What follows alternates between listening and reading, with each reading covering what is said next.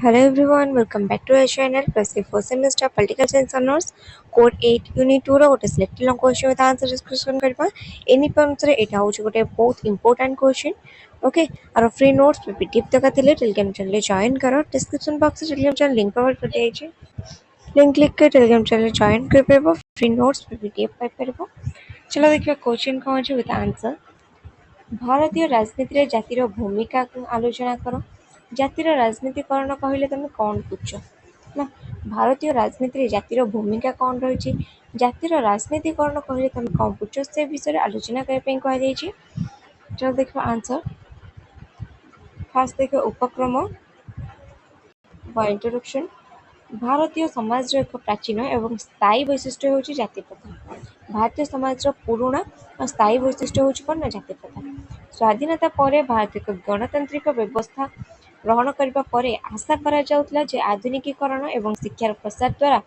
जातिर प्रभाव कमी है माने भारत जो स्वाधीन है स्वाधीन होगा पर कौन आशा करा जाउतला जो गणतांत्रिक व्यवस्था जेतु ग्रहण करथिला आशा करा जाउतला जे आधुनिकीकरण और शिक्षार प्रसार द्वारा जातिर प्रभाव गुड़िक कमी हेले कौन है ना सेटा वास्तव रे हेला नाही बुझला मात्र वास्तव रे ताहा हेला नाही गणतंत्र एवं निर्वाचन राजनीति जाति को एक नूतन रूप और शक्ति प्रदान कला गणतंत्र एवं निर्वाचन कौन कले राजनीति जाति को गोटे नूतन रूप आउ नूतन शक्ति मध्य प्रदान कला वर्तमान भारतीय राजनीति रे जाति एक निर्णायक उपादान भाव कार्य करुछि वर्तमान कौन होछि ना भारतीय राजनीति रे जाति एक निर्णायक उपादान भाव से कार्य करुछि आसला भारतीय राजनीति रे जातिर प्रमुख भूमिका कौन रही देखा फर्स्ट आसला प्रार्थी चयन सिलेक्शन ऑफ कैंडिडेट्स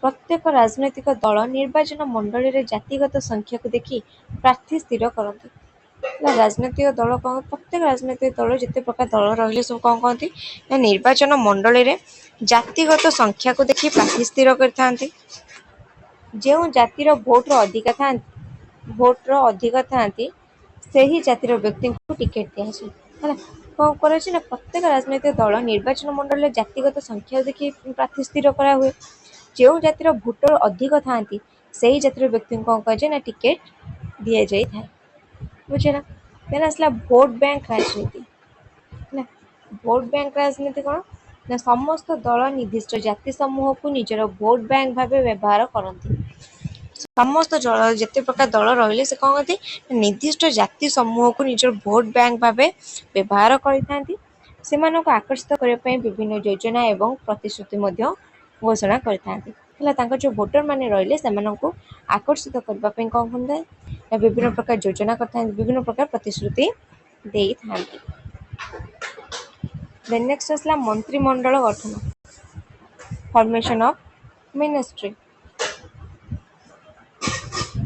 केंद्र और राज्य सरकार गठन समय जातिगत संतुलन रक्षा करा जाए केंद्र और सरकार और राज्य सरकार गठन समय कौन होते जातिगत संतुलन को रक्षा करा जाए विभिन्न प्रभावशाली जातिर विधायक सांसदों को संतुष्ट करने मंत्री पद बंटन करा जाए विभिन्न प्रकार प्रभावशाली जो जातिर विधायक मान रहिले पावरफुल विधायक सांसद मान जो रहिले तांको संतुष्ट करने कौन करा जाए ना मंत्री पद सब बंटन करा जाए था देन आसला राजनीतिक दल गठन राजनीतिक दल गठन देखिबा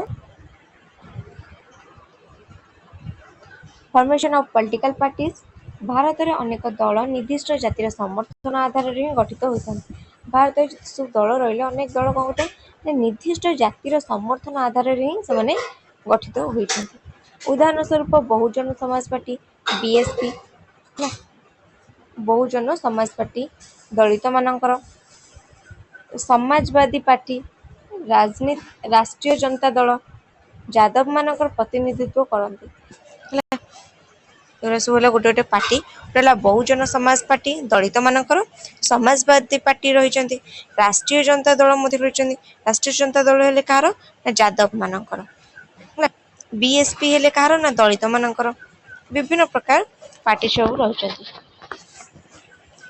नेक्स्ट आसला चाप गोष्ठी भाव कार्य विभिन्न जाति संघ सरकार निजर ଜାତିର ଲୋକଙ୍କ ପାଇଁ ସଂରକ୍ଷଣ କିମ୍ବା ଆର୍ଥିକ ସୁବିଧା ହାସଲ କରିବାକୁ ଚାପ ପକାଇଥାନ୍ତି। ବିଭିନ୍ନ ଜାତି ସଂଘ କ'ଣ କରିଥାନ୍ତି ନା ସରକାରଙ୍କ ଉପରେ ନିଜ ଜାତି ଲୋକଙ୍କର ସଂରକ୍ଷିତ କରିବା ପାଇଁ, ଆର୍ଥିକ ସୁବିଧା ବଢ଼ାଇବା ପାଇଁ, ଆର୍ଥିକ ସୁବିଧା କରିବା ପାଇଁ କ'ଣ କରିଥାନ୍ତି ନା ସରକାରଙ୍କ ଉପରେ ଚାପ ପକାଇଥାନ୍ତି। ହେଲା, ନେକ୍ସଟ ଆସିଲା ଜାତିର ରାଜନୀତିକରଣ କହିଲେ ତମେ କ'ଣ ବୁଝୁଛ? ଜାତିର ରାଜନୀତିକରଣ କହିଲେ କ'ଣ ବୁଝୁଛ? ନା ଭାରତୀୟ ସମାଜ ବିଜ୍ଞାନୀ ରଜନୀ କୋଠରୀ ତାଙ୍କ ପ୍ରସିଦ୍ଧ ପୁସ୍ତକ କାଷ୍ଟ ଇନ୍ ଇଣ୍ଡିଆନ୍ ପଲିଟିକ୍ସରେ ପ୍ରଥମେ ଏହି ଧାରଣା ପ୍ରଦାନ କରିଥିଲେ। ଭାରତୀୟ ସମାଜ ବିଜ୍ଞାନୀ କିଏ? ନା ରଜନୀ କୋଠରୀ। ହେଲା, ତାଙ୍କ ପ୍ରସିଦ୍ଧ ପୁସ୍ତକ କ'ଣ ଥିଲା? ନା କାଷ୍ଟ ଇନ୍ ଇଣ୍ଡିଆନ୍ ପଲିଟିକ୍ସ। ଏଇ ତାଙ୍କ ପୁସ୍ତକରେ କ'ଣ ଥିଲେ? ନା ପ୍ରଥମେ ଏଇ ଯେଉଁ ଜାତିର ରାଜନୀତିକରଣର ଧାରଣା ପ୍ରଦାନ କରିଥିଲେ। ତାଙ୍କର ମତରେ ଜାତିର ରାଜନୀତିକରଣ ହେଉଛି ରାଜନୀତି ଏବଂ ଜାତି ମଧ୍ୟରେ ଏକ ପାରସ୍ପରିକ କ୍ରିୟା। ରଜନୀ କୋଠରୀଙ୍କ ମତରେ କ'ଣ ନା ଜାତିର ରାଜନୀତିକରଣ ହେଉଛି ରାଜନୀତି ଆଉ ଜାତି ମଧ୍ୟରେ ଏକ ପାରସ୍ପରିକ କ୍ରିୟା। ନେକ୍ସଟ ଆସିଲା ରାଜନୀତିକୁ ଜାତିର ବ୍ୟବହାର। ହେଲା, ରାଜନୀତିକୁ ଜାତିର ବ୍ୟବହାର।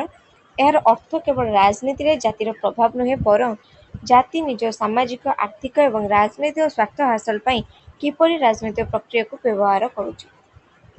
ହେଲା, କ'ଣ ନା ଏହାର ଅର୍ଥ ହେଉଛି କେବଳ ରାଜନୀତିରେ ଜାତିର ପ୍ରଭାବ ନୁହେଁ, ବରଂ ଜାତି ନିଜ ସାମାଜିକ, ଆର୍ଥିକ, ରାଜନୈତିକ ସ୍ୱାର୍ଥ ହାସଲ କରିବାରେ କିପରି ଭାବେ ରାଜନୀତି ପ୍ରକ୍ରିୟାକୁ ବ୍ୟବହାର କରୁଛି। ହେଲା, ତାକୁ ରାଜନୀତିକୁ ଜାତିର ବ୍ୟବହାର ବୋଲି ଆମେ ବୁଝିଥାଉ। ଦେନ୍ ଆସିଲା ଧର୍ମ ନିରପେକ୍ଷ ରୂପାନ୍ତରଣ। ଏହା ଦ୍ୱାରା ଜାତି ପ୍ରଥାର ପାରମ୍ପରିକ ପବିତ୍ରତା ବା ଧାର୍ମିକ ଉଚ୍ଚ ନୀଚ ଭାବନା ଦୂର ହୁଏ ଏବଂ ଜାତି ଏକ ଆଧୁନିକ ରାଜନୈତିକ ସଂଗଠନ ବା ଶକ୍ତିରେ ପରିଣତ ହୋଇଥାଏ। ଧର୍ମ ନିରପେକ୍ଷ ରୂପାନ୍ତରଣ ଦ୍ୱାରା କ'ଣ ହୋଇଥାଏ? ଜାତି ପ୍ରଥାର ପାରମ୍ପରିକ ଯେଉଁ ପବିତ୍ରତା ରହିଛି, ଧାର୍ମିକ ଉଚ୍ଚ ନୀଚ ଭାବନା ସବୁ ଦୂର ହୋଇଥାଏ। ଜାତି ଏକ ଆଧୁନିକ ରାଜନୈତିକ ସଂଗଠନ ବା ଶକ୍ତି ଭାବେ ପରିଣତ ହୋଇଥାଏ। ଏଇଟା ଆସିଲା କ୍ଷମତା ପାଇଁ ପ୍ରତିଯୋଗିତା। ବିଭିନ୍ନ ଜାତି ସରକାରୀ ଚାକିରି, ଶିକ୍ଷାନୁଷ୍ଠାନରେ ସଂରକ୍ଷଣ ଏବଂ ରାଜନୈତିକ କ୍ଷମତା ପାଇଁ ପରସ୍ପର ମଧ୍ୟ ପ୍ରତିଯୋଗିତା କରିଥାନ୍ତି। ବିଭିନ୍ନ ଜାତି ସବୁ କ'ଣ କରିଥାନ୍ତି? ସରକାରୀ ଚାକିରି କ୍ଷେତ୍ରରେ ହଉ, ଶିକ୍ଷାନୁଷ୍ଠାନରେ ସଂରକ୍ଷଣ କ୍ଷେତ୍ର, ରାଜନୈତିକ କ୍ଷମତା ପାଇଁ କ'ଣ ନା ପରସ୍ପର ମଧ୍ୟରେ ପ୍ରତିଯୋଗିତା କମ୍ପିଟିସନ କରିଥାନ୍ତି। ଆସିଲା ଜାତିର ରାଜନୀତିକରଣର ରୂପ ବା ପ୍ରକ୍ରିୟା।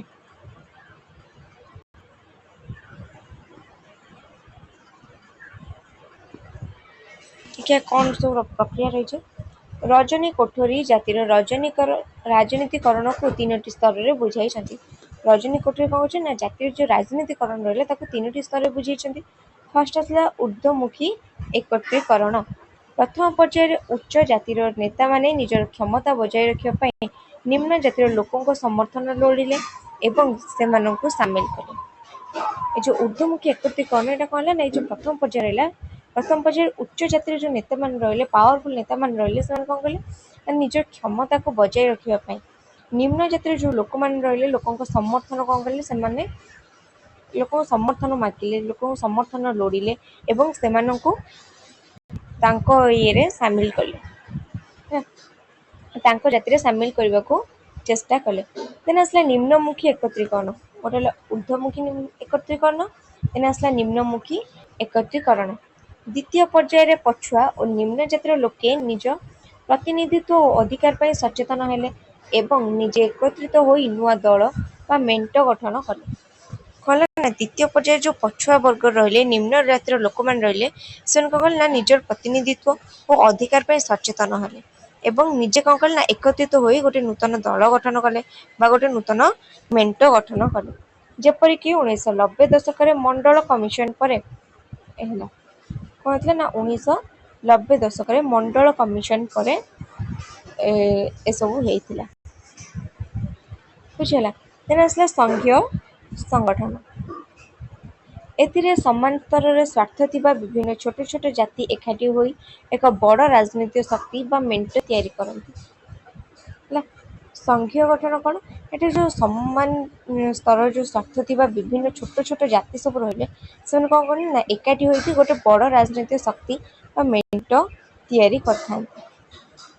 ବୁଝିଲା ଉଦାହରଣ ସବୁ ଦିଆଯାଇଛି। ଦେନ୍ ଆସିଲା ସକାରାତ୍ମକ ଓ ନକାରାତ୍ମକ ପ୍ରଭାବ କଣ କଣ ସବୁ ରହିଛି ଦେଖିବା। ଫାର୍ଷ୍ଟ ଦେଖିବା ସକାରାତ୍ମକ ପ୍ରଭାବ ଦଳିତ ଓ ପଛୁଆ ବର୍ଗଙ୍କ ସଶକ୍ତିକରଣ। ଏହା ଦ୍ୱାରା ନିମ୍ନ ଏବଂ ଶୋଷିତ ଜାତିର ଲୋକ ନିଜର ରାଜନୈତିକ ଅଧିକାର ବିଷୟରେ ସଚେତନ ହୋଇଛନ୍ତି। ଏହା ଦ୍ୱାରା କଣ ହେଲା ନା ଯୋଉ ନିମ୍ନ ଜାତିର ଲୋକମାନେ ରହିଲେ ଶୋଷିତ ଜାତିର ଲୋକମାନେ ରହିଲେ ସେମାନେ ନିଜର ରାଜନୈତିକ ଅଧିକାର ବିଷୟରେ ସଚେତନ ହୋଇଛନ୍ତି। ନେକ୍ସଟ ଆସିଲା ଗଣତନ୍ତ୍ରର ସମ୍ପ୍ରସାରଣ। ଶାସନ କେବଳ ଉଚ୍ଚ ଜାତିର ହାତରେ ସୀମିତ ନ ରହି ସମାଜ ତୃଣମୂଳ ସ୍ତରକୁ ବ୍ୟାପିଛି। ଶାସନ କହିଲେ ନା କେବଳ ଉଚ୍ଚ ଜାତିର ଉଚ୍ଚ ଶ୍ରେଣୀର ଲୋକମାନଙ୍କ ହାତରେ ନ ରହିକି ନିମ୍ନ ସ୍ତରର ଲୋକମାନଙ୍କ ପାଖକୁ ମଧ୍ୟ ଯାଇଛି। ସମାଜ ତୃଣମୂଳ ସ୍ତରକୁ ମଧ୍ୟ ବ୍ୟାପି ଯାଇଛି। ଦେନ୍ ଆସିଲା ନକାରାତ୍ମକ ପ୍ରଭାବ। ନକାରାତ୍ମକ ପ୍ରଭାବ କଣ ରହିଛି? ଫାର୍ଷ୍ଟ ଆସିଲା ସାମାଜିକ ବିଭାଜନ। ଏହା ଜାତିଗତ ବିଦ୍ୱେଷ ଦଙ୍ଗା ଏବଂ ସମାଜ ତିକ୍ତତା ସୃଷ୍ଟି କରିଥାଏ। କଣ ନା ଜାତିଗତ ର ପ୍ରଭେଦ ସୃଷ୍ଟି କରିଥାଏ, ଦଙ୍ଗା ସୃଷ୍ଟି କରିଥାଏ, ସମାଜ ତିକ୍ତତା ସୃଷ୍ଟି କରିଥାଏ। ଦେନ୍ ଆସିଲା ପ୍ରକୃତ ବିକାଶ ବାଧାପ୍ରାପ୍ତ। ନେତାମାନେ ଶିକ୍ଷା ସ୍ୱାସ୍ଥ୍ୟ ଏବଂ ବେକାରୀ ପରି ମୁଖ୍ୟ ପ୍ରସଙ୍ଗକୁ ଏଡ଼ାଇ କେବଳ ଜାତି ନାମରେ ଭୋଟ ମାଗନ୍ତି।